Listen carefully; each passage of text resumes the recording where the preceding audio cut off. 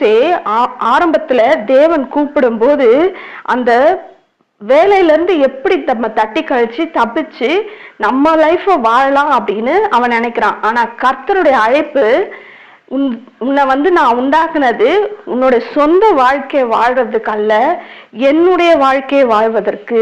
எனக்காக தான் உன்னை உண்டாக்கி இருக்கிறேன்.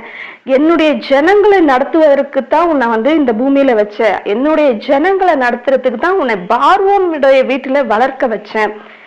நீ குழந்தையிலே மரித்து போக வேண்டியது. ஏன்னா அவன் கூட பிறந்த மோசையோடு பிறந்த எத்தனையோ ஆண் பிள்ளைகள் அன்னைக்கு மரிச்சு போனாங்க இல்லையா? பார்வோனுடைய சட்டம் அப்படி சொல்லுது, பிறக்கிற ஆண் பிள்ளைகளை எல்லாம் கொன்று போடணும் அப்படின்னு சொல்லியிருந்தாங்க. ஆனா மோசையோட தாய் அவனை கொன்று போடாம அவனை கொண்டு போய் ஆற்றுல விட்டா.